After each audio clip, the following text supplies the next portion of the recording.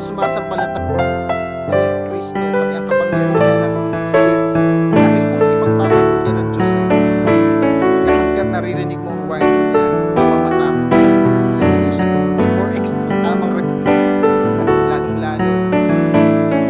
Aming Diyos, seryoso po ang aming napag-aralan sa pagtatapos ng chapter 5 patungkol sa iyong divine providence.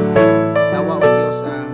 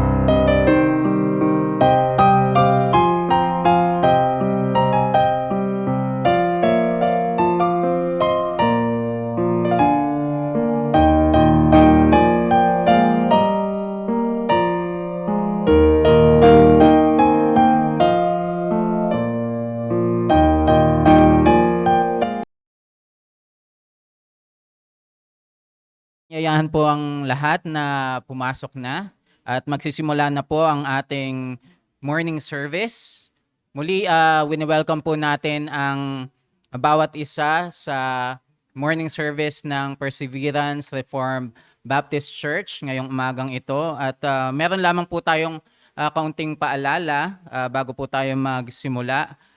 Muli ay nagpapasalamat po tayo sa Panginoon sa panibagong taon na pinagkaloob sa mga nagdiwang ng kanilang kaarawan, kay Sister Mildred, gayon din kay Brielle last week. At gaganapin din po mamaya later after ng ating afternoon service, yung Lord's Supper. Para sa mga miyembro po ito, magkakaroon din po ng meeting yung mga men after ng afternoon service. At muli pinapaalala po natin yung time of service, yung mga services ng ating iglesia. 9:15 po yung ating Sunday School, 10:15 naman yung ating morning service. Magkakaroon din po at meron din pong kids and YYP or Youth and Young Professionals Sunday School class later at 1 p.m. At ang ating afternoon service is later at 2:30 p.m. Gayun din yung inaanyayahan rin po yung lahat na pumunta sa ating Thursday prayer meeting every Thursday ng 6:30 p.m. At bago po tayo, gusto rin po nating i-welcome yung ating mga first-time visitors. Meron po tayong, praise God po, no, sa unang linggo ng ating pagtitipon bilang isang covenanted church ay may dalawa po tayong first-time visitors. Welcome po natin mamaya si Sir R.R. Natada. Ka-workmate po siya ni Ate Rita, at si Sir Justin Menjola. Walk-in po siya. Nakita niya lang sa Facebook, no? Facebook po. So yun, praise God po sa ating mga bisita.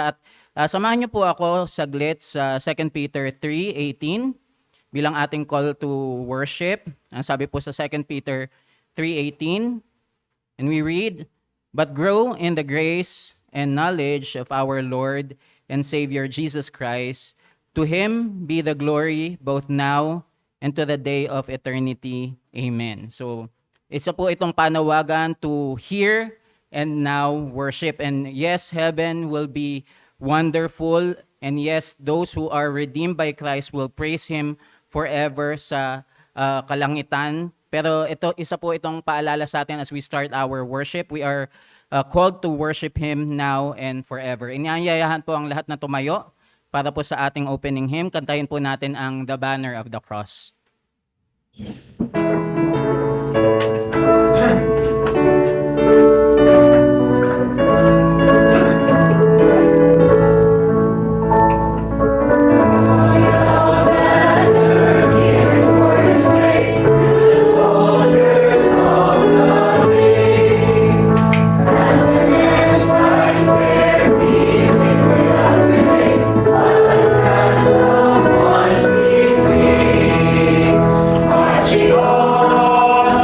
Marching on,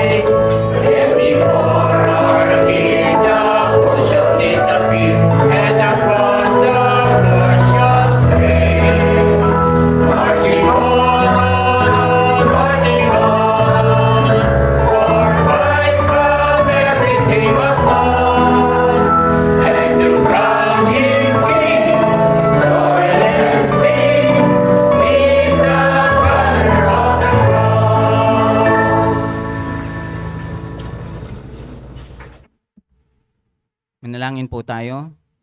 Panginoon naming makapangyarihan sa lahat, muli ay nagpapasalamat kami sa isang buong linggo na kami inyong iningatan. Salamat sa inyong pag-iingat sa amin. Gawin din for this opportunity na muli ay makasamba kami sa inyong pangalan. Nawa makita namin ang bagay na ito bilang isang pribilehiyo, that we will worship you with all our hearts, that we will worship you with godly fear, with reverence, Panginoon, dahil kayo ang Diyos na matapat, kayo ang Diyos who is omnipotent, omnipresent, and omniscience. At sa lahat ng bagay na ito, nawa ay hindi namin mawaglit na kayo ang Diyos na akda ng lahat, even sa lahat ng mga pinagdaanan ng aming iglesia, kayo'y naging matapat sa amin. You have sustained us, and we pray sa umagang ito na maihayag ng matapat ang inyong balita, ang inyong mabuting balita. Gayon din na ito'y kumilos sa puso ng bawat isa. Ito'y magsilbing paalala sa amin bilang mga Kristiyano, just like what you have already reminded us during the Sunday school about your caring providence. We pray, Panginoon, din na kumilos ang lahat ng ito, lahat ng maihahayag sa aming mga bisita na wala pang tunay na pagkakilala sa inyo. Makita nila ang kalagayan nila sa inyong harapan. Ito'y magtulak ng kaligtasan sa kanilang mga buhay. Maraming salamat at lahat ng ito'y dalangin namin sa ngalan ng inyong anak na si Jesus. Amen. Pwede na po tayong maupo at para po sa ikalawang hymno, awitin po natin ang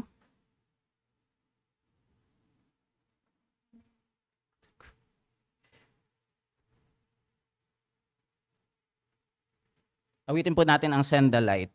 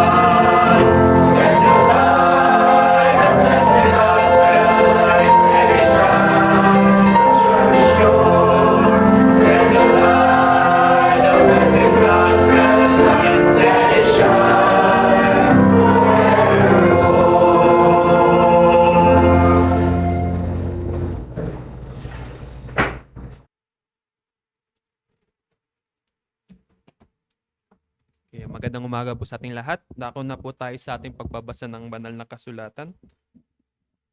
Makibukas po kayo sa akin sa Genesis chapter 35. Genesis chapter 35. Again, Genesis chapter 35. Babasahin po natin ang buong kapitulo. Babasahin ko po siya sa wikang Tagalog. At ito po ang sinasabi ng unang bersikulo. Sinabi ng Diyos kay Jacob, "Tumayo ka, umahon ka sa Bethel at doon ka manirahan Gumawa ka roon ng isang dambana para sa Diyos na nagpakita sa iyo nang ikaw ay tumatakas mula sa iyong kapatid na si Iso. Kaya't sinabi ni Jacob sa kanyang sambahayan at sa lahat niyang kasama, alisin ninyo ang mga banyagang Diyos na nasa inyo at maglinis kayo ng inyong sarili at palitan ninyo ang inyong mga suot. Tayo'y umahon sa Bethel at gagawa ako roon ng dambana para sa Diyos na sumagot sa akin sa araw na aking kabilasahan at naging kasama ko saan man ako nagtungo. Kaya ibinigay nila kay Jacob ang lahat ng mga banyagang Diyos na nasa kanilang kamay at ang mga hikaw na nasa kanilang mga tainga at tinatago iyon ni Jacob sa ilalim ng punong ensina na malapit sa Shechem. Habang sila'y naglalakbay, ang matinding takot sa Diyos ay dumating sa mga bayang nasa palibot nila at hindi nila hinabol ang mga anak ni Jacob. Dumating si Jacob sa Luz na siyang Bethel na nasa lupain ng Kanaan, siya at ang lahat ng mga taong kasama niya. Nagtayo siya roon ng isang dambana at tinawag niya ang lugar na iyon na El Bethel, kapagkat ang Diyos ay nagpakita sa kanya roon nang siya'y tumakas mula sa kanyang kapatid. Namatay si Deborah na yaya ni Rebecca at inilibing sa paanan ng Bethel sa ilalim ng ensina at ang pangalan nito ay tinawag niyang Alon Bakut. Muling nagpakita ang Diyos kay Jacob nang siya'y manggaling sa Padan Aram at siya'y pinagpala. Sinabi ng Diyos sa kanya, ang pangalan mo'y Jacob, hindi ka natatawagin pang Jacob, kundi Israel ang magiging pangalan mo. Kaya't siya'y tinawag na Israel. At sinabi ng Diyos sa kanya, ako ang Diyos na makapangyarihan sa lahat, ikaw ay lumago at magpakarami, isang bansa at maraming mga bansa ang magmumula sa iyo at mga hari ay magmumula sa iyo. Ang lupaing ibinigay ko kina Abraham at Isaac ay ibibigay ko sa iyo at sa iyong lahi pagkamatay mo. Ang Diyos ay pailang lang mula sa tabi niya kung saan siya ay nakipag-usap sa kanya. Nagtayo si Jacob ng isang haliging batong bantayog kung saan ay nakipag-usap ang Diyos sa kanya. Binuhusan niya ito ng inuming handog at langis. Kaya tinawag ni Jacob na Bethel ang lugar kung saan ay pag-usap sa kanya ang Diyos. Verse 16, sila'y naglakbay mula sa Bethel, nang sila ay may kalayuan pa mula sa Ephrata, ay manganganak na si Raquel at siya'y naghirap sa panganganak. Nang siya'y naghihirap sa panganganak, sinabi sa kanya ng hilot, huwag kang matakot sapagkat magkakaroon ka ng isang panganak na lalaki. Habang siya'y naghihingalo sapagkat mamamatay na siya, kanyang pinangalan siyang Benoni, subalit tinawag siyang Benjamin ng kanyang ama.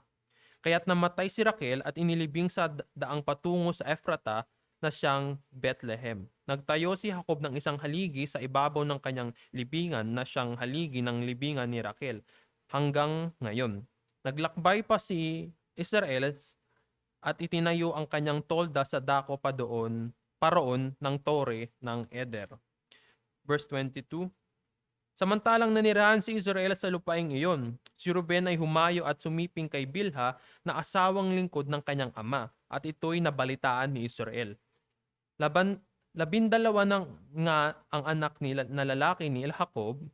Ang mga anak ni Leah, si Ruben na panganay ni Jacob, at sina Simeon, Levi, Juda at Isakar, at si Zebulon.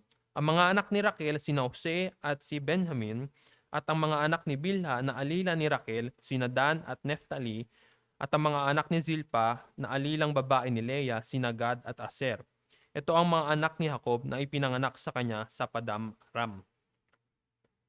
Verse 27, at pumunta si Jacob kay Isaac na kanyang ama sa Mamre, sa Kiryat Arba na siyang Hebron, kung saan tumira sina Abraham at Isaac.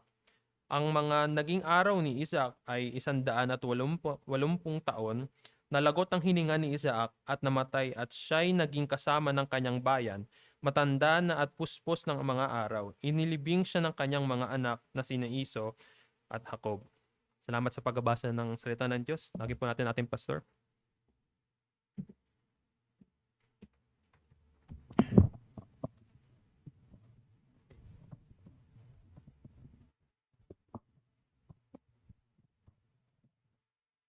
Saglit tayo manalangin.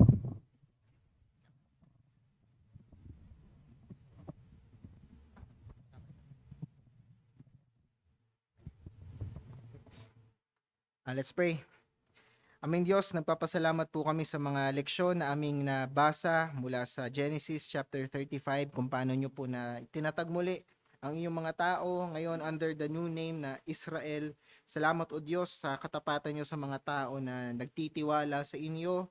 Tapat ang iyong pangako sa kanila at di mo sila pinababayaan. At parehas na pagpapala o Diyos ang aming natanggap bilang isang iglesia. Ito po ang aming unang Lord's Day na aming sineselebrate bilang a newly reconstituted, covenanted church. Salamat o Diyos dahil ganitong pagpapala din ang aming naranasan. At nakaranas kami o Diyos ng mga paghahamon galing sa iyo. Nakaranas kami o Diyos ng mga dagok na itong mga nakalipas na panahon, pero hindi niyo po kami pinabayaan. Maaring wala pong Perseverance Reformed Baptist Church na nagkakatipon sa araw na ito ngayon.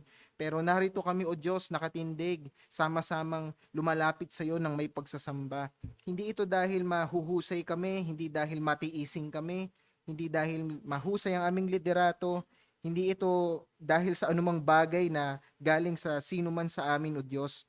Tanging grasya mo lang, walang ibang rason kung bakit kami narito ngayon dahil maawain ka sa amin at kami pinepreserba mo. Nagpapasalamat kami o Diyos din sa iglesia na ginamit mo na gumabay sa amin sa nakalipas na 11 months ang Moonwalk Community Bible Church. Salamat sa pangunguna po ng 4 na pastor roon na siyang gumabay sa amin sa paggamit sa mga buhay nila, maging buhay ng mga kapatiran namin na tumulong sa amin sa panalangin. Salamat sa biyayang ito o Diyos. At bilang isang bagong iglesia na natatag muli dito sa Dasmariñas, panalangin namin o Diyos na matagpuan kaming tapat. Nawa maging tapat kami sa aming sinumpaan bilang mga membro, maging tapat kami higit sa lahat sa salita mo o Diyos. Nawang yung mga utos sa amin na hindi namin pagmamatigasin ang aming puso, kundi buong gala kami na maglilingkod sa iyo at sasamba sa iyo. At maraming salamat din o Diyos sa mga kaluluwa na dinala niyo po ngayon, sa aming mga kapatiran na narito, maging sa mga bisita na nakasama namin ngayon sa pagsamba. Dinadalangin po namin ang aming mga kapatiran na hindi namin kapili ngayon, si Brother Jeremiah na nakakaranas ng hika. Kaawaan niyo po ang aming kapatid.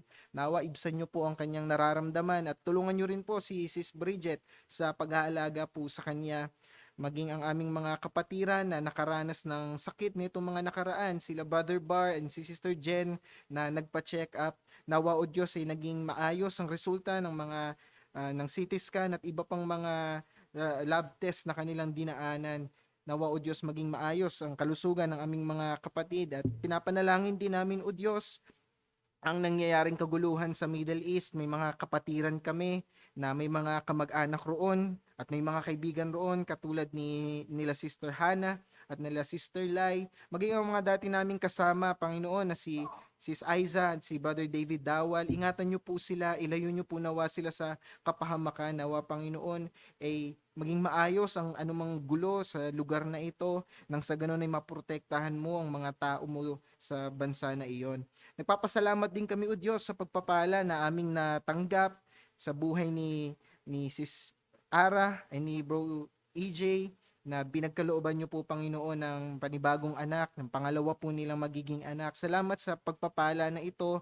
Gabayan niyo po si Brother EJ sa pag-aalaga sa kanyang may bahay at si Sister Aray, pagkalooban niyo rin Panginoon na maayos na kalusugan. At ganoon din o Diyos ang aming panalangin kay Sister Mildred at kay Brother Roman na ngayon ay nasa second trimester na ng pagbubuntis si Sis Mildred. Kaawaan niyo po ang aming kapatid, pagkalooban niyo po sila ng mga resources na kakailanganin nila rito, maayos na kalusugan at ganoon din o Diyos, bigyan niyo po ng wisdom si Brother Roman sa pag-aalaga sa kanyang asawa. Salamat o Diyos sa lahat ng pagpapala mo sa aming iglesia. Hindi po namin mabibilang ito. Magiging walang hanggan ang aming mga panalangin kung iisa-isahin namin ang mga grasya na naranasan namin sa iyo sa mga nakalipas na panahon hanggang sa ngayon. Nananalangin kami o Diyos na sa umagang ito sa aming pagtitipon, sa aming pag-aawitan, sa aming pakikinig ng salita mo, walang iba nawang pangalan ang maitaas. Ipinangako niyo po ng iyong presensya ang lumulukob sa mga tao mo tuwing linggo na nagkakatipon sila. At ito po, Panginoon, ang presensyang aming pinanghahawakan ngayong umaga. Nawa lumukob ka sa amin ang aming mga puso na nagmatigas, nalaglag sa kasalanan, nakalimot sa iyo sa mga nakalipas na araw ng sanlinggo. Ibaling niyo po nawa, O Diyos, sa araw na ito. Nawa ma-review kami at maitama sa aming mga pagkakamali. Ipakita niyo po sa amin muli ang landas ng kaligtasan. Kung meron man sa amin, O Diyos, nakaranas ng kabiguan, ng kalungkutan, nawa ma-encourage kami mula sa iyong salita. Dinadalangin po namin, O Diyos, na kasangkapanin mo ang sermon ngayong umaga. Tulungan niyo po ang mga ngaral, hindi lamang ang mga ngaral, pati ang mga nakikinig, na wala po sa aming malalampasan ng grasya sa umagang ito. Wala kami, Panginoong, maihaharap sa iyo na pwede naming ipagmayabang. Kailangan naming umasa mula simula hanggang pagtatapos sa iyong grasya. Kaya ito po ang aming inaasahan sa umagang ito. Ikaw ang manguna sa amin, aming Diyos na dakila, sa ngalan ng iyong anak na si Jesus. Amen.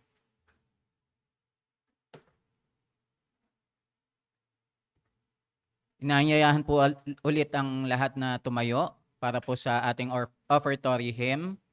Awitin po natin ang Leaning on Everlasting Arms.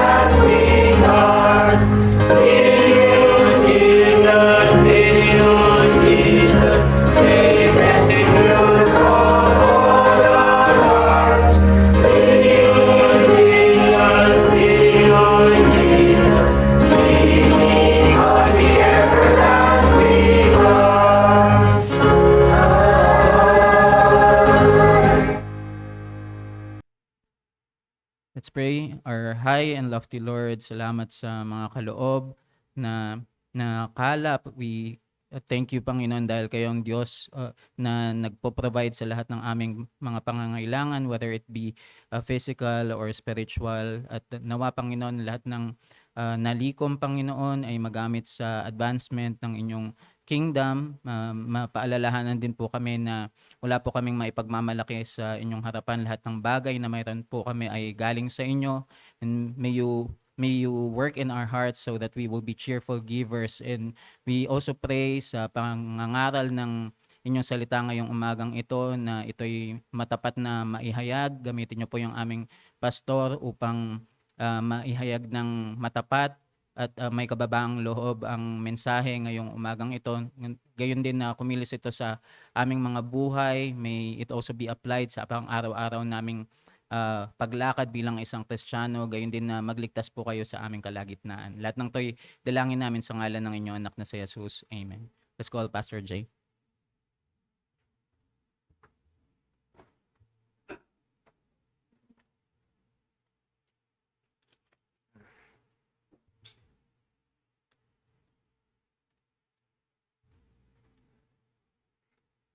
Si George Hegel, isang pilosopong Aleman o German philosopher, minsan siyang nagwika, paraphrase ito, sabi niya, "What we can learn from history is that we do not learn from history."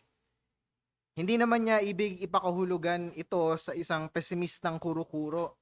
Ibig niya lamang ipabatid na bawat panahon ay may kanya-kanyang konteksto, base sa takbo ng sosyo-ekonomiko nito, kaya imposibleng maihambing natin ang kaganapan sa nakalipas upang iugpong sa kasalukuyan. So ibig sabihin niya lang sa kanyang phrase na ito, may mga kontekstong kanya-kanya yung isang panahon at para kunin yun at i-apply directly sa konteksto ng panahon natin, impossible daw yun.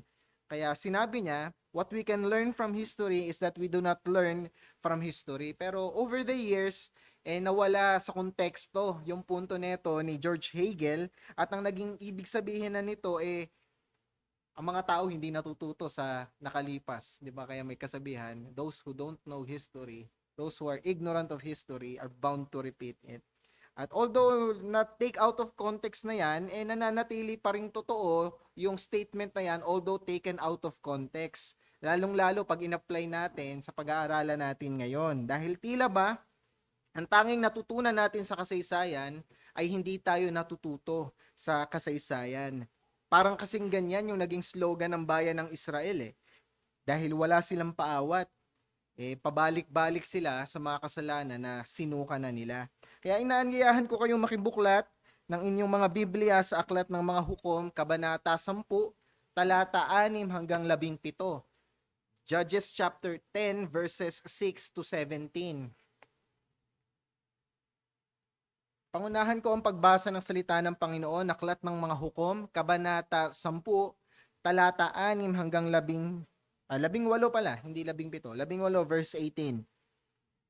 This is the word of the Lord. Ang Israel ay muling tumalikod sa Diyos. Ginawa uli ng mga anak ni Israel ang kasamaan sa paningin ng Panginoon at naglingkod sa mga Baal, kay Astarte, sa mga Diyos ng Syria, Sidon, Moab, mga Amonita at mga Diyos ng mga Pilisteo. At pinabayaan nila ang Panginoon at hindi naglingkod sa Kanya. Kaya nagalit ang Panginoon,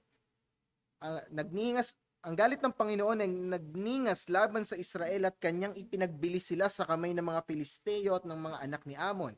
Kanilang pinahirapan at inapi ang mga anak ni Israel nung taon na iyon. 18 taon nilang pinahirapan ang lahat ng anak ni Israel na nasa dako ng Hordan sa lupain ng mga Amoreo na nasa Gilead. Ang mga anak ni Amon ay tumawid sa Hordan upang labanan din ng Huda, ang Benjamin, ang sambahayan ni Ephraim, ano pat ang Israel ay lubhang nahirapan. Kaya't dumaing ang mga anak ni Israel sa Panginoon, kami ay nagkasala laban sa iyo, sapagkat aming pinabayaan ang aming Diyos at kami naglingkod sa mga Baal. At sinabi ng Panginoon sa mga anak ni Israel, hindi ba't iniligtas ko kayo mula sa mga Ehipsyo, sa mga Amoreo, sa mga anak ni Amon at sa mga Filisteo? Ganon din ang mga Sidonyo, ang mga Amalekita at ang mga Moabita ay nagpahirap sa inyo.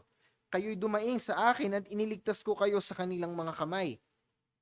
Gayon may pinabayaan ninyo ako at kayo'y naglingkod sa ibang mga Diyos, kaya't hindi ko na kayo ililigtas.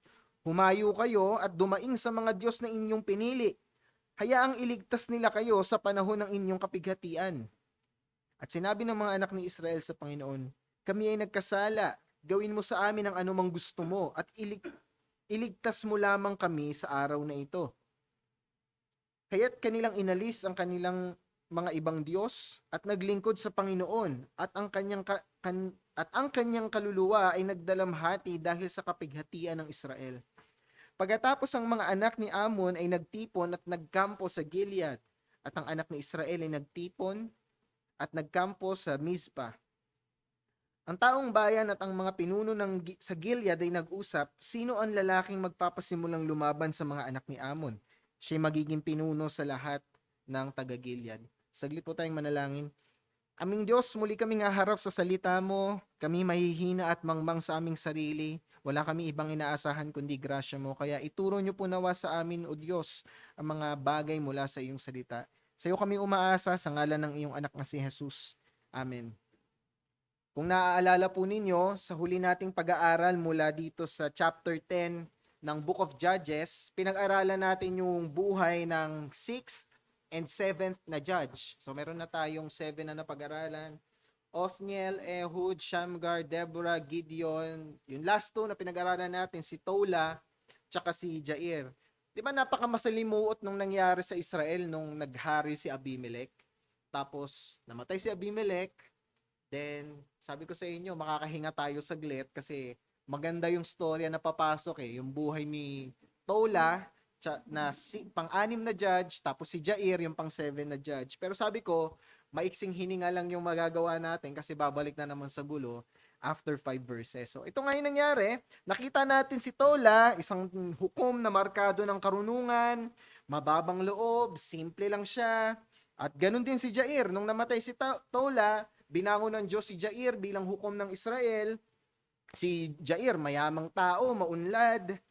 Pero sa kabila nun, siya'y naging mahusay na ama sa kanyang mga anak, naging mahusay na leader sa Israel. At parehas po sila na bagamat simple, maiksi lang yung verses, yung buhay nila, 5 verses lang lahat. Pero maayos silang namuno. Wala silang record ng gulo, wala silang record ng iskandalo, wala silang record na tinulak nila yung bayan ng Israel sa idolatry, namatay sila ng payapa. Walang nabanggit na panahon ng kaguluhan. Pero to be fair, wala din tayong nabasa na nagkaroon ng rest yung Israel, di ba? Kay Tola at Jair. So although wala namang mention ng scandal, ng sin, ng malubhang kasalanan at war, wala din kasing record na nakaranas ng rest yung Israel. So maybe, wala man away, wala mang gulo, pero hindi rin sila nasa state of comfort, unlike nung nadala ni Ehud at ni Othniel at ng ibang mga hukom sa kanila. So tapos na sila, namatay na si Jair, eto na naman tayo. Balik na naman tayo sa square one. Naalala ninyo yung cycle na sinabi ko? Nung unang-una pa lang nating simula sa pag-aaral natin ng judge, di ba? Gagawa ng kasalanan ng Israel, magsisisi sila. Pag nagsisi sila, maaawa yung Diyos, magpapadala ng hukom na magliligtas sa kanila. Pag nagpadala ng hukom, mananalo sila sa kaaway. Pag nanalo sila, hayahay na naman, komportable. Pag naging komportable, gagawa uli ng kasalanan. Pag nalaglag sa kasalanan, hihingi na naman ng tulong sa Diyos.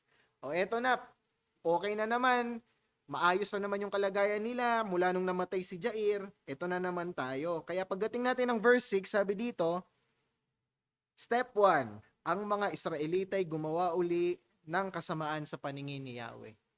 So, ito na naman tayo, ulit na naman. Ngayon, itong pag-aaralan po natin, prelude pa lang ito nung buhay ng 8th judge. Pag-aaralan natin yung pang-8 na hukom, si Jephthah, pero bago yan, tignan muna natin yung prelude, yung konteksto kung bakit siya inangat ng Diyos para maging pang-8 hukom ng Israel. So, prelude ito ng buhay ni Jephthah. At marami tayong makikita dito sa mga talata na binasa natin. Marami tayong temang mababasa, pero ito yung pinakalaman ng pag-aaralan natin ngayong umaga. Ang Diyos na mabagsik ang puot sa kasalanan ay hindi kayang tiisin ang paghihirap ng kanyang nagsisising mga tao. Ulitin ko, ang Diyos na mabagsik ang puot sa kasalanan ay hindi kayang tiisin ang paghihirap ng kanyang nagsisising mga tao. Sa English, the God who passionately hates sin cannot endure the misery of His unrepentant people. Kanina sa Sunday School, napag-aralan po natin, di ba, na yung Diyos, dun sa mga godless at patuloy na namumuhay sa kasalanan, di ba, iniiwan sila ng Diyos sa mas malubha pang mga kasalanan. Pero ito sa pag-aaralan natin ngayon, yung mga sinner, once nagrepent sila, ano daw ang Diyos? Hindi niya po kayang tiisin. Naaawa siya sa mga repentant sinner. Ito yung makikita natin sa pag-aaralan natin sa dalawang bahagi lamang. Una, tignan natin yung kabagsikan ng Diyos. Bago natin tignan yung kaawaan ng Diyos, pansinin muna natin yung kabagsikan ng Diyos. Ituon po ninyo yung inyong mga atensyon sa pang-anim na verse. But pansinin ninyo yung verse 6. Sabi, ginawa uli ng mga taga-Israel ang kasamaan sa paningin ng Panginoon. Di ba naalala natin, pag bumabalik sila sa idolatry, sino yung sinasamba nila? May dalawang Diyos na sinasamba yung Israel. Si Baal at yung partner ni Baal, si Ashtaroth. Pero tingnan ninyo sa verse 6, anong nangyari? Naglingkod sila sa mga Baal, kay Astarte o si Ashtaroth, sa mga Diyos ng Syria, ng Sidon, Moab, ng mga Amonita at ng mga Filisteo. Wow! Hindi sila nakontento sa dati nilang sinasamba na dalawang Diyos. Dinagdagan pa nila ngayon ng 5. Dati kasi si Baal lang at si Ashtaroth, meron silang temple orgy. Hanggang dun lang pero tumagal yung panahon, hindi na exciting sa kanila. Alam ko na gagawin natin. Hanap tayo ng Diyos dun sa mga karatig na bansa, baka mas maging exciting. Kasi used to na tayo dito sa kasalanan na ginagawa natin Dagdagan natin, palalimin natin ngayon. Yan yung naging resolusyon ng bayan ng Israel Sawang-sawa na silang bumalik kay Baal at kay Ashtaroth. Pang 7 na time na ito Ang gawin natin, dagdagan natin, the more the merrier. Mas maraming Diyos-Diyosan, mas maraming kasalanan, mas may flavor yung buhay natin as a nation. So naghanap sila ng new high. Naghanap sila ng mas exciting na kasalanan. Yan yung pinalalang rebelyon ng Israel na mababasa natin sa verse 6. Mga kapatid, ganito yung kasalanan Diba nabanggit natin yan kanina? Dati pa isa-isa lang, pa dalawa-dalawa hanggang hindi ka na nakukontento. Gusto mo mas malalim na sin. Makinig lang kayo ng mga testimonies ng mga drug addicts. Nagsimula yan sa patikim-tikim Diba yun ang sinabi sa kanta? Hanggang bisyo'y lumalim. Diba? Ngayon hindi na siya makaalis dun sa bisyo niya. Ganyan din ang kasalanan. Pa isa-isa, pa dalawa, hanggang hindi mo na makontrol, mahanap mo na lang ang sarili mo na lubog na sa kasalanan. At ito yung na nangyayari sa bayan ng Israel. Ayaw na nila sa dalawang Diyos-Diyosan, nagdagdag sila ngayon ng 5 Diyos, total of 7 gods na yung kanilang sinasamba ngayon, at kinalimutan nila si Yahweh na nagsustina sa kanila sa mga nakalipas na panahon sa pamamagitan ng 7 judge na pinadala ng Diyos sa kanila. Ngayon, makikita natin yung tugon ni Yahweh. Sa tingin nyo ba, passive lang ang Diyos, manonood lang sa ginawa ng Israel? No. Ang ginawa ng Diyos, makikita natin sa verse 7 to 9. Tingnan ninyo yung naging tugon ng Diyos. Sabi, nagalit daw si Yahweh. Di ba, nag-alab ang kanyang puot sa bayan ng Israel. Kasi po ganito ang Diyos, mabagsik siya sa kasalanan. Never siyang titingin sa kanyang tao na gumagawa ng kasalanan at sasabihin niya sa puso niya, hindi, okay lang yan. Face lang yan, dilipas din yan. No. Every time na yung mga tao ng Diyos gumagawa ng kasalanan, nag-aapoy po ang Diyos sa galit. At ito yung ginawa ng Diyos dito, umapoy ang kanyang galit sa bayan ng Israel. So anong hatol niya? Anong pagpapalo yung ginawa niya sa pinalalang rebelyon ng Israel? Sabi dito, hinayaan daw silang masakop ng mga Amonita at Filisteo. So yung Diyos, sabi niya sa sarili niya, okay, nagdagdag kayo ng Diyos-Diyosan, tingin niyo magiging passive ako? O sige, ibibigay ko kayo ngayon sa kamay ng mga wicked oppressors, ng mga Ammonites at mga Philistines. At ilang taon daw silang pinahirapan? 18 years. 18 years pinahirapan ng mga Amonita at ng mga Filisteo itong Israel. Dahil ayaw nilang magtantan. Patuloy sila sa pagsamba sa mga Diyos-Diyosan. At after 18 years, finally, nagising na sa katotohanan itong bayan ng Israel. Sabi nila, hindi na pwede ito. 18 years na tayong pinahihirapan ng mga oppressor. Baka pwede na tayong humingi ng tulong sa Diyos ngayon. Kasi sinakop sila ng lubos Sa tingin nyo ba, newbie yung Israel dito? Dapat ba silang masupresa na nung bumalik sila sa Diyos-Diyosan, pinahirapan sila ng Diyos? Hindi. Alam naman nila ito. Alam nila na ganito ang mangyayari dahil ilang sikulo na itong nangyari. Diba may kasabihan nga, fool around and find out? They fooled around again At anong natanggap nila? Pagpapalo na naman ng Diyos. At pansinin natin, punta tayo sa verse 10 to 14, tignan natin yung mga sumunod na kaganapan, makikita natin dito yung pandudusta ng Diyos sa Israel. Nakita natin yung pinalalang rebelyon ng Israel, yung pagpapalo sa Israel, ngayon tignan natin yung pandudusta sa Israel. Tignan natin yung verse 10. So, anong ginagawa ng Israel once na bumalik sila sa Diyos-Diyosan, pinahirapan sila ng Diyos as a form of judgment, ano yung magiging tugon nila? Sige, hihingi kami ng sorry sa Diyos. Yun na yung next step, di ba? Hihingi kami ng sorry para makalaya na kami sa oppressor. So, ganun nga yung nangyari. As usual, sa verse 10, ito yung prayer nila sa verse 10, no? Dumaing ang mga anak ni Israel sa Panginoon. Kami ay nagkasala laban sa iyo sapagkat aming pinabayaan ng aming Diyos at kami naglingkod sa mga Baal. So, ito na naman tayo. Israel, ito na naman tayo, lumalapit ka na naman sa Diyos, humihingi ka na naman ng tawad para maibsan yung paghihirap mo ngayon. Meron ba kayong nabasa so far na tinapo nila yung mga Diyos-Diyosa nila? Wala, di ba? So lumalapit sila kay Yahweh para iligtas sila, all the while clinging to their gods. Di ba? Naalala din nyo, ganito rin yung ginawa nila dun sa mga unang hukom. Humihingi sila ng tulong sa Diyos nung panahon ni Gideon, pero ayaw naman nilang talikuran yung Diyos nila. Nung tinapo nila yung mga Diyos nila, tsaka lang nagbigay ng tulong ang Diyos. Eto na naman, lumalapit na naman yung Israel sa Diyos, humihingi ng tulong, nagzazawak na naman sila, yun yung Hebrew word. They are crying out, the zawak, yung word dito ng zawak, ang idea nito, paghingi ng tulong para ma-rescue sa distress. Hindi paghingi ng tulong dahil nakita nilang mali sila, nagsisisi, kailangan nila ng rescue from the Lord. Iba yun. Ginagawa nila dito, paghingi ng tulong, pag-iyak sa Diyos para lang mawala yung problema nila sa kasalukuyan. Okay? So nagsazawak na naman sila. Sabi nila, nagkasala kami o Yahweh, tinalikuran ka namin, sumamba kami sa mga Baal, patawarin mo kami. Anong sagot ng Diyos? Verse 11 to 12. Ang sagot ba ni Yahweh? Hindi ko kayo kayang matiis, bayan ng Israel. Sige, patatawarin ko na kayo. Alisin ko na yung mga Amonita, pati mga Philistines. No. Sinagot sila sarcastically ng Diyos. Verse 11 to 12. Tingnan ninyo, yung sinabi ni Yahweh. Sabi ng Panginoon sa mga anak ni Israel, hindi ba niligtas ko kayo mula sa mga Ehipsyo, Amoreo, sa mga anak ni Amon, sa mga Filisteo, ganun din sa mga Sidonyo, sa mga Amalekita at sa mga Moanita. Ilan yung sinight ni Yahweh ng mga pagkakataong niligtas niya yung bayan ng Israel? Ilan? 7. Ilan yung Diyos ng Israel na dinagdag nila? 5. Total of 7. So tinapatan ni Yahweh yung kahangalan nila sa 7 Diyos sa pagpapaalala sa kanila na 7 times ko na kayong niligtas, hindi nyo ba naaalala? Pangtapat dun sa 7 gods na meron sila.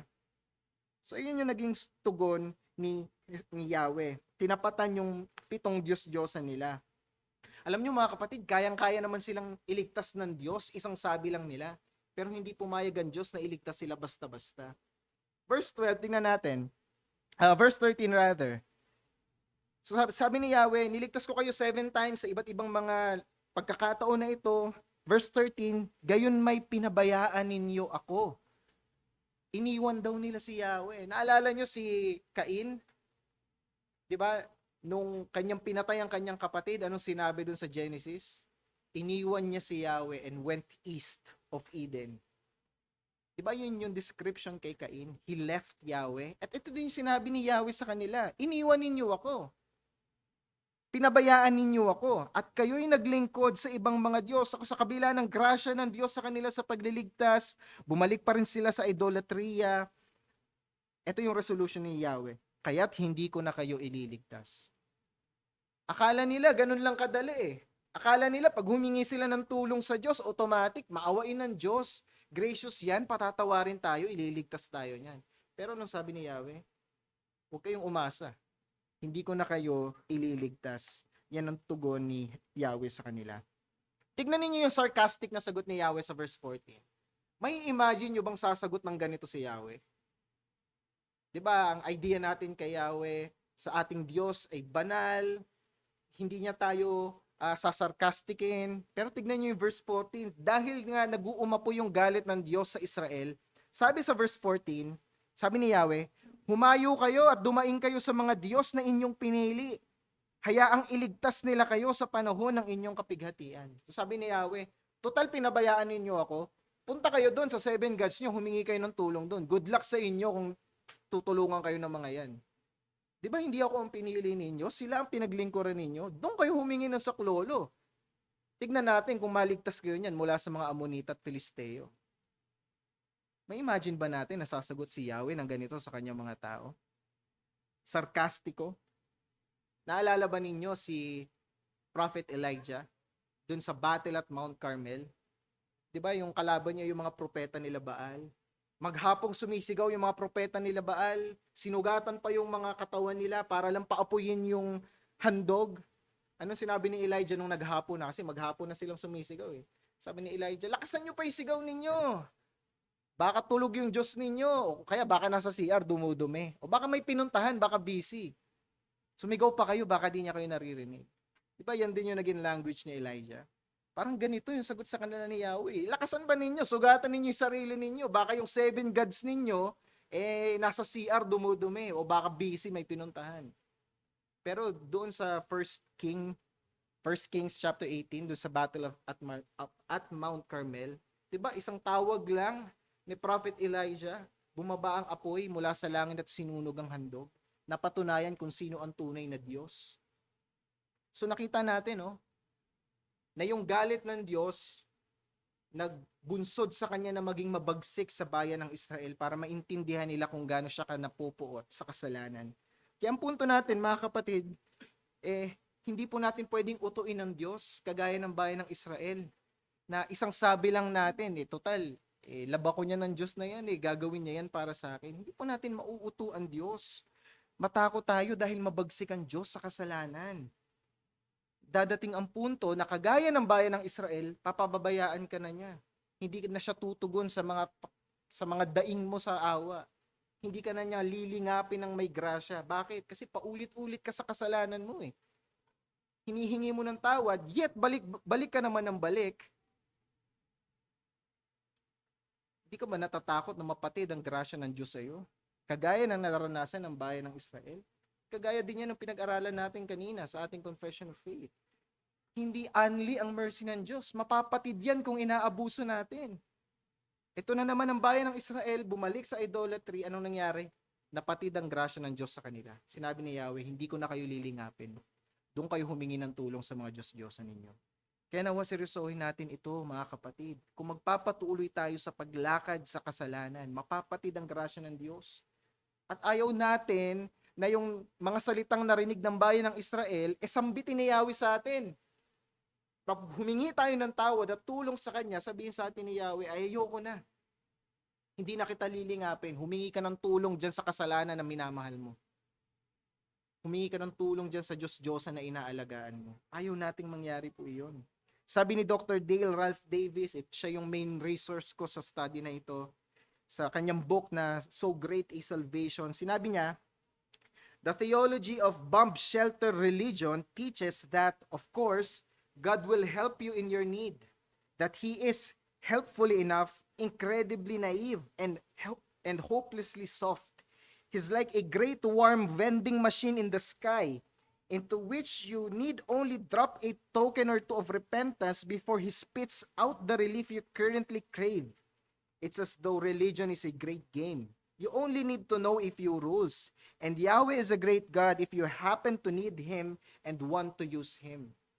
Sabi ni Dr. Dale Ralph Davis, tinatrato natin ng Diyos na vending machine. Na pag meron tayong kailangan natin ng tulong, ng mercy at kaawaan, ng kapatawaran sa kasalanan, maglalaglag lang tayo ng few coins of repentance, and tsaran, nandiyan na yung kapatawaran. Na we only call to God whenever we need Him. Kasi hopelessly naive siya. He's hopelessly soft. Hindi po ganyan ang Diyos. Mabagsik ang Diyos sa kasalanan. Kaya wag nating abusuhin ang grasya ng Diyos. Malinaw na meron itong hangganan. So, yun ang makikita natin sa unang punto. Mabagsik ang Diyos sa kasalanan. Hindi po niya yan ito-tolerate. Pangalawa, tignan natin ngayon yung kaawaan ng Diyos. So, tapos na tayo sa kabagsikan ng Diyos, tignan natin yung kaawaan ng Diyos bigyan natin ng focus yung verses 15 hanggang sa dulo. Tignan natin yung verses 15. Ano yung naging tugon ng bayan ng Israel? Nung nalaman nila na sinabi ni Yahweh, hindi ko na kayo tutulungan, doon kayo humingi ng tulong sa Diyos-Diyosan nyo. Anong resolution ng bayan ng Israel? Wala na, suko na. Finish na, uwian na. Ayun ba naging tugon ng bayan ng Israel? Tingnan natin sa verse 15. Napakaganda nung naging tugon ng mga Israelita. Tandaan ninyo, humingi na sila ng tawad pa lang dun sa verse 10 pa lang, di ba? Verse 10, humihingi sila ng sorry. Pero nung verse 10 kasi, hindi pa nila tinatapon yung Diyos-Diyosan nila.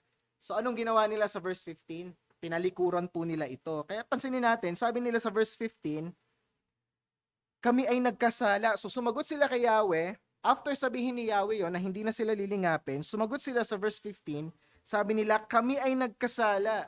Gawin mo sa amin ang nais ninyong gawin. Napakaganda ng response nila, no? So, inamin ng bayan ng Israel, hindi sila nagdepensa, hindi nila sinabi na, well, ano lang po pasensya na po talaga, di namin sinasadya na malaglag sa 7 gods again. Hindi na sila nagdepensa sa sarili nila. Ang sinabi nila, well, kung yan ang judgment ng Diyos, O Lord, gawin mo anong nais mong gawin sa amin. Deserving kami. Deserve namin ang hatol mo dahil alam naming mabagsik ka sa kasalanan. Yun yung kanilang response. Gawin mo sa amin ang nais mong gawin. Pero yun lang ba? Na parang dreadful, gloomy na, sige Lord, gawin mo yung gusto mong gawin sa amin. Kung kailangan mo kaming piratin, pulbusin, go ahead Lord, deserving kami. Natapos ba doon yung prayer nila? Pansinin niyo yung sumunod na words. Iligtas lamang ninyo kami ngayon. So nandun pa rin yung hope. Na although alam nilang nagkasala sila at alam nila na yung Diyos ay may karapatang pulbusin sila, pero hindi natapos yung panalangin doon Sabi nila, nagkasala kami, gawin mo ang nais mong gawin sa amin, iligtas lamang ninyo kami ngayon. Still, humawak sila doon sa katangian ng Diyos na maawain siya sa kanyang mga tao, na naranasan nila yung grasya na yun dati. Hindi nila binitawan yung pag-asa na ito. Kailangan natin ito, mga kapatid. Hindi lang tayo mananalangin sa Diyos na parang wala na tayong pag-asa, kundi mangangarapatan tayo sa kanyang katangian na hindi napapatid ang kanyang grasya sa mga tao niya na nagre-repent. Kailangan natin ito. Pero ito yung maganda sa bayan ng Israel. Hindi po natapos yung kanilang prayer sa verse 15 lang. Pansinin ninyo sinabi, gawin niyo sa amin ano man gusto ninyo, iligtas lamang ninyo kami sa araw na ito. Verse 16, ano yung naging resolution nila? Sabi doon, noong araw rin na iyon, inalis nila ang kanilang mga Diyos-Diyosan. So napakaganda, no? After inadmit ang kasalanan, hindi nangarapatan, hindi nagdepensa, inamin na deserving sila sa judgment, kumapit sa grasya ng Diyos, anong sumunod na aksyon? Tinapon nila yung kanilang mga Diyos-Diyosan. Sa tingin ninyo, valid ba yung prayer ng bayan ng Israel kung hindi nila tinapon yung 7 gods? Absolutely not. Wala pong kwenta lahat ng panalangin nila kung wala namang panlabas na pruweba. Gaya ni Zacchaeus. Di ba si Zacchaeus, nanghingi siya ng tawad sa Diyos sa kanyang mga ninakawan. Maniniwala ba tayo kay Zacchaeus na nagre-repent talaga siya kung di niya binalik yung mga ninakaw niya? Di ba anong ginawa ni Zacchaeus? Binalik niya ng 4 na beses pa yung mga pera na ninakaw niya sa mga tao. Patunay na totoo yung repentance ni Zacchaeus. At ito na rin yung nakita natin sa bayan ng Israel. Pinatunayan nila sa kanilang mga gawa yung kanilang panalangin sa Diyos ng pagsisisi. So nakita natin yung mortification of sin. Tinapon nila yung kanilang mga Diyos-Diyosan, makikita din natin yung kanilang vivification ng kanilang spirito at muling naglingkod sa Diyos. So after itapon yung mga Diyos-Diyosan, bumalik sila sa paglilingkod kay Yahweh. Ito po yung dalawang muka ng paglaban sa kasalanan, mga kapatid. Madalas, na-emphasize natin yung mortification lang na resist the devil, flee sexual sins. Totoo yun. Pero mayroon niyang katapat yung vivification Papatayin mo ang kasalanan, bubuhayin mo ang iyong kaluluwa. Hindi effective ang pagpatay sa kasalanan kung wala ka namang aktibong pagbuhay sa kaluluwa mo. Hindi po yan effective. 1/2 lang yan Pero yung bayan ng Israel, nakita natin yung balance. Mortification, inalis nila yung mga Diyos-Diyosan. Vivification, muli silang naglingkod sa Diyos. para po matalo natin ang mga sinful acts, mga kapatid, kailangan po natin itong daigin sa pamamagitan ng kabaliktaran na grasya. Nakuha natin? Para malabanan natin ang isang certain sin, kailangan natin siyang tapatan nung kanyang kabaliktaran na grasya. Halimbawa, problema mo, katamaran, anong kailangan mong gawin? Magpipray ka lang ba? Hindi, kailangan mo siyang daigin ng kasipagan. Di ba? Madamot ka, napapansin mo yon at humihingi ka ng tawad sa Diyos, paano mo yung mapaglalabanan? Dadaigin mo nung kabaliktaran na grasya, magiging mapagbigay ka, gagawa ka ng mga active ways para mag-abot ng charity. Ganun po ang paglaban sa kasalanan, mga kapatid. Hindi po mortification lang. Hindi lang pagpatay ng kasalanan, kailangan mo ding buhayin ang kaluluwa mo. Halimbawa, kulang ka sa panalangin. So, yun lang ba yun? Tatalikuran mo yung prayerlessness mo? Hindi. Gagawa ka ng mga practical ways para ma-encourage ka lalo into a more healthy prayer life. Yun po yung balance ng ating paglaban sa kasalanan. At nakita natin ito sa bayan ng Israel. Ngayon, tingnan natin yung tugon ni Yahweh. So, ito yung kanilang prayer. Yahweh, nagkasala kami. Gawin mo anong deserving kaming matanggap. Iligtas mo lang kami ngayon. Tinapo nila yung kanilang mga Diyos-Diyosan at muling naglingkod sa Diyos. Anong response ng Diyos? Sabi niya, hindi, pangahawakan ko yung pangako ko na hindi ko na kayo lilingapin. Manigas kayo dyan. Ganun ba yung naging tugon ni Yahweh? Hindi po. Pansinin natin yung verse 17. Verse 16, sabi dito, kaya't kanilang inalis ang mga Diyos-Diyosan at naglingkod sa Panginoon. Pansinin niyo yung dulo ng verse. At gusto kong mag-take note kayo base sa translation ng Bible na gamit ninyo. Pansinin natin. Sabi dito, at ang kanyang kaluluwa ay nagdalamhati dahil sa kapighatian ng Israel. So yung kaluluwa daw ni Yahweh, well, di naman directly na parang merong body, may soul si Yahweh. Siyempre, this is God's way na para ma-communicate sa atin yung kanyang affection. Sabi, yung kanyang kaluluwa ay nabagbag dahil sa kapighatian ng bayan ng Israel. Ngayon, kung meron kayong ESV Bible, ito yung mababasa ninyong translation. And God became impatient over the misery of Israel. Yan yung sabi ng ESV. Nawalan daw ng pasensya ang Diyos.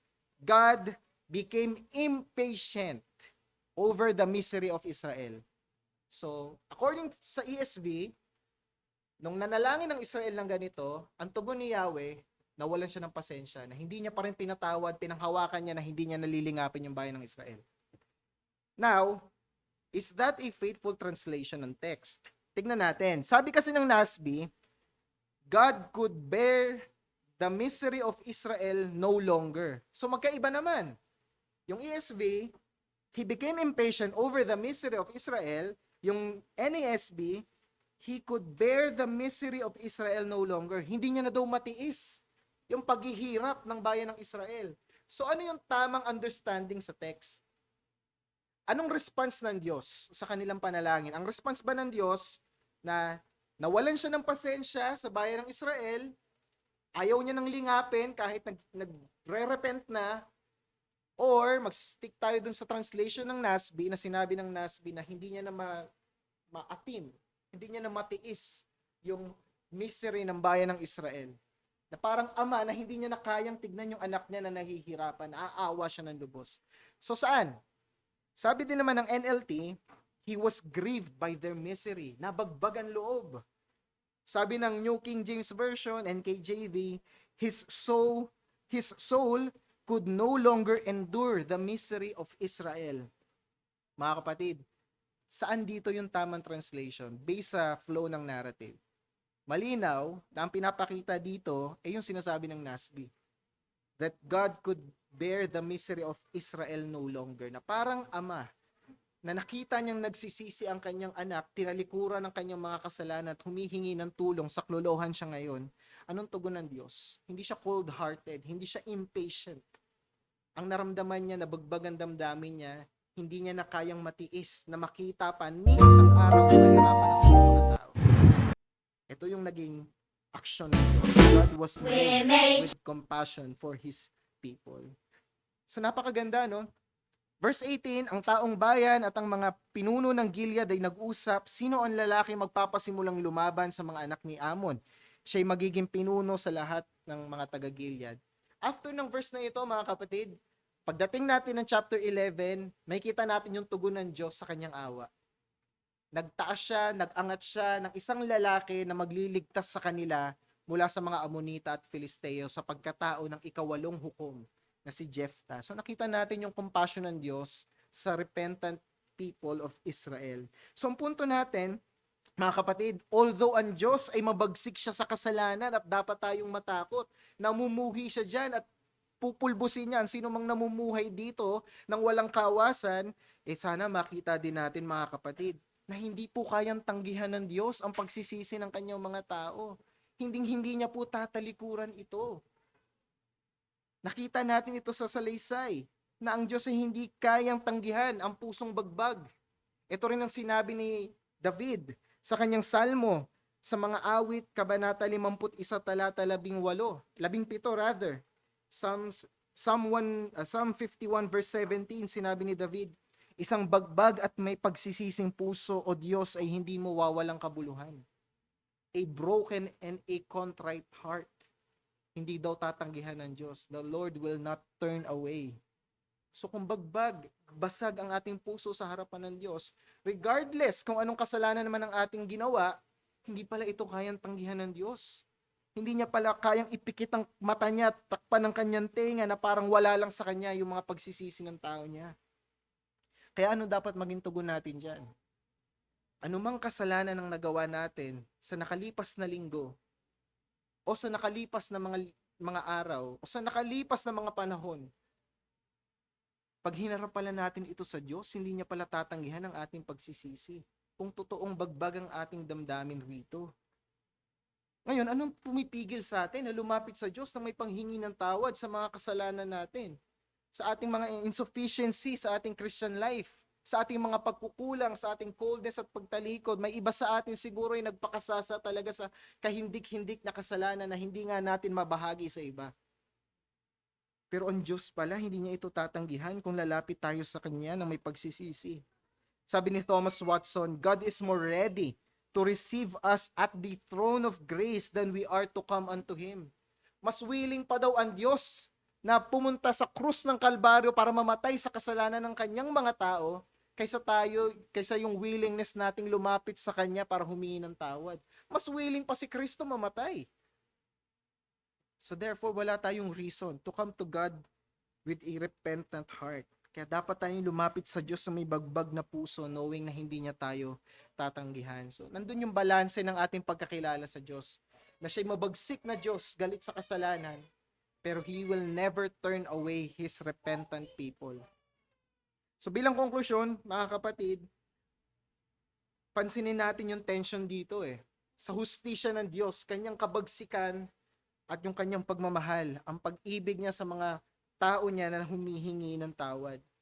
We thank God dahil dito sa New Covenant, under the New Covenant, hindi siya nag-execute ng strict justice sa atin. Sinabi ito ni John Piper sa kanyang book na 50 Reasons Why Christ Died for Us, na mas aktibo yung attribute ng Diyos na pag-exercise ng kanyang love compared sa pag-exercise niya ng justice sa kanyang mga tao. Dahil yung love ay binistow niya na sa mga tao niya, while yung justice ay napatong sa ulo ni Hesukristo nung siya'y namatay sa krus ng Kalbaryo. Kaya nawa seryosohin natin ang kasalanan, mga kapatid. Paulit-ulit na kasalanan ay nagpapatigas ng puso natin. At lalo lang nitong palalalimin ang ating pagkakaalipin sa kasalanan. Huwag mong sabihin na, hindi, testing lang naman, titikman-tikman ko lang. Walang ganun. Walang naglalaro ng apoy at hindi mapapaso.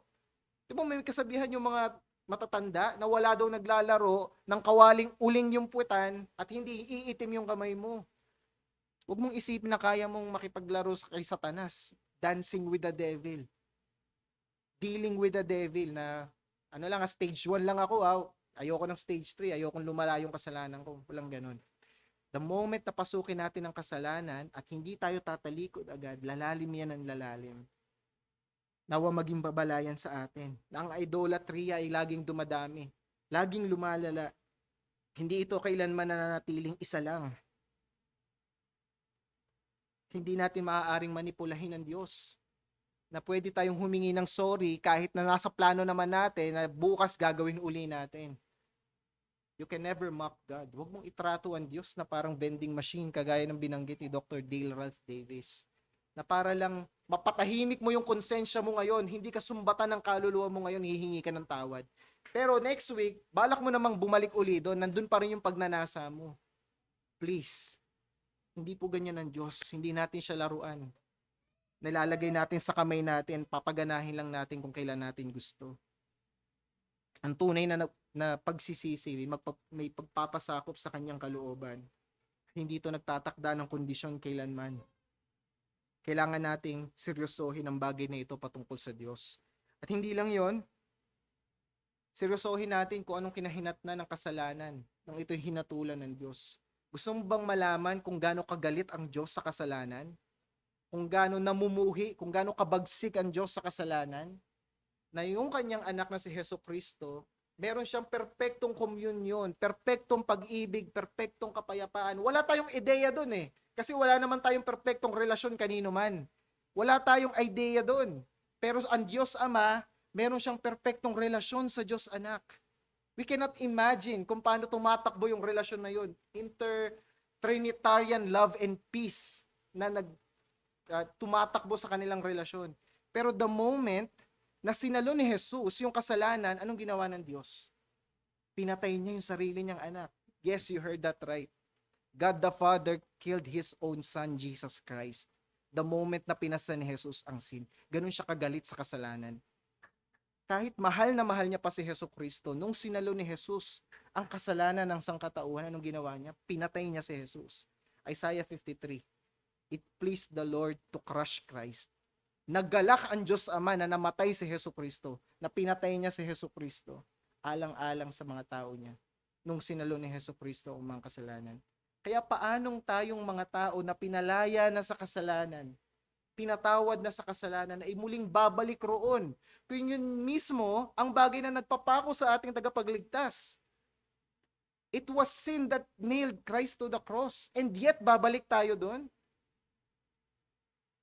Sa krus natin makikita yung pinnacle, yung apex ng galit ng Diyos against sin nang namatay si Hesus Kristo para sa atin. Kaya wag nating abusuhin ang kaawaan ng Diyos, mga kapatid. Sabi uli ni Dr. Dale Ralph Davis, sheer tragedy is when people became so accustomed to the mercy of God that they despise it, even and especially in the act of seeking it.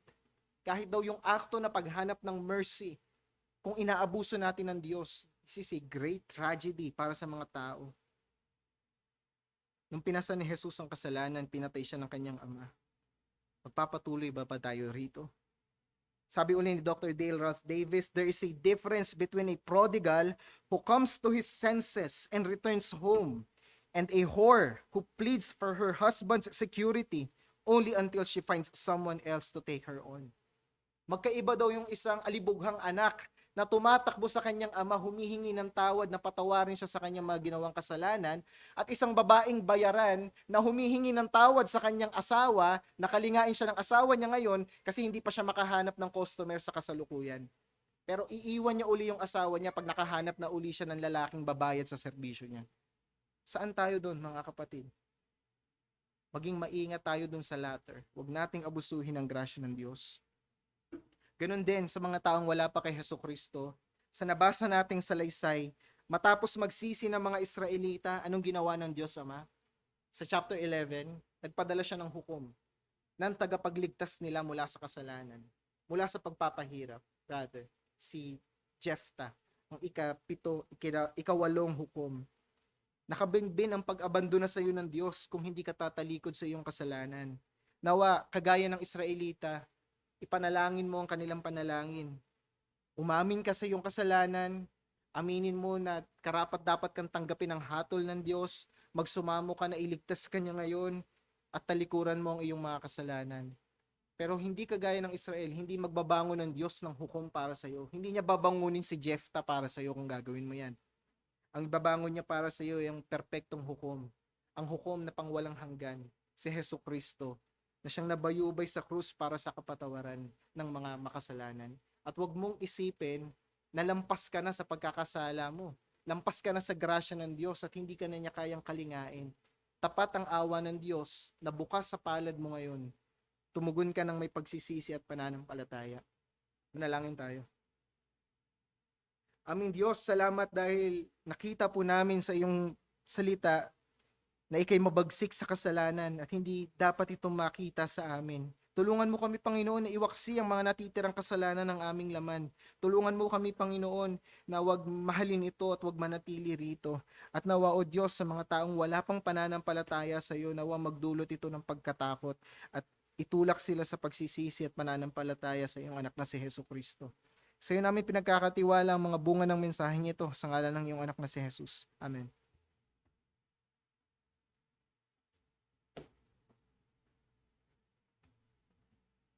Inanyayahan po ang lahat na tumayo para po sa ating pangwakas na himno.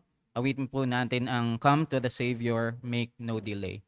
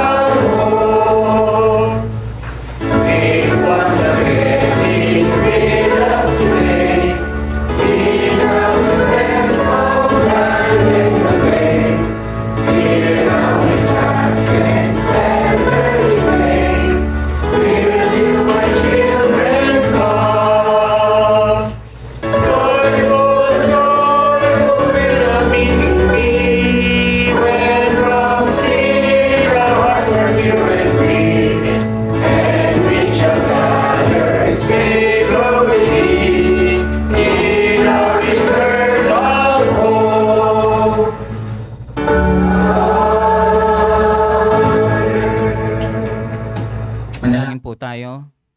Panginoon naming dakila, kami ay nagpapasalamat sa matapat na pangangaral ng inyong salita ngayong umagang ito. Ito ay katotohanan na hindi na masyadong naipapangaral sa panahon ngayon, ng katotohanan na more than you being the God who loves, kayo ang Diyos na pupuot sa kasalanan, Panginoon. You are the God who hates sin, and we pray, Panginoon, na baunin namin ang katotohanan na ito sa aming paglakad bilang mga Kristiyano. Gayon din na mapaalalahanan kami na hindi kami maging katulad ng bayan ng Israel na paulit-ulit na gumagawa ng evil sa inyong harapan, at gayon din na panghawakan namin na kayong Diyos na maawain sa mga tao na may tunay na pagsisisi at pagtalikod sa kanilang kasalanan. And we pray na bagabagin nyo rin yung puso ng aming mga mahal sa buhay, aming mga kaibigan, aming mga bisita na wala pang